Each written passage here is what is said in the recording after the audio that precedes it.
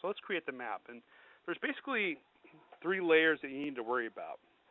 There's your base data, and that's data that is your local data that your local GIS has, or commercial data that you purchased, or Esri base map data that you use freely through ArcGIS 10 and 9.3.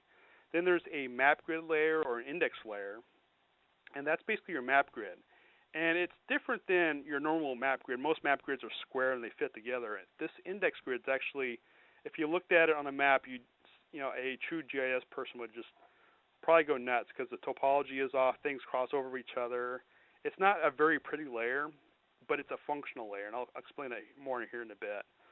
And there's fire department layers or public safety layers, building features, hazards, things where you connect hose to, Knox boxes, stairs, elevators, etc. And again, I'll show you that here in a little bit. And I do include on the Resource Center in ArcGIS, it's arcgis.com, this map template.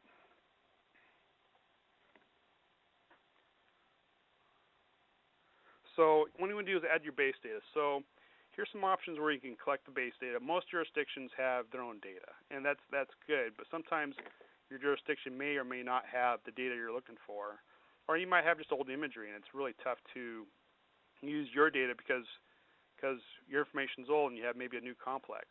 I have found that like the Esri base map imagery is actually pretty current. I've actually kind of, even in my local area, I've used that a little bit in areas that a building didn't exist, and so I found for me it's pretty up to date. And you may find otherwise. It just depends on which area, and it's kind of hit and miss between the areas that you live. And then also the topographic map also I find is a nice map to use as base map data for your pre-plans. And basically that's a layer that you want to group together at the bottom. Now the pre-plan data, again, there's the two categories. There's the index grid, and then there's the pre-incident layers, or the fire department layers. And so here on the right, the table of contents, you'll see an index grid, and it's just labeled right down here, and then the list of the pre-plan grids. And actually, again, this is the stuff I'm putting up on the Resource Center.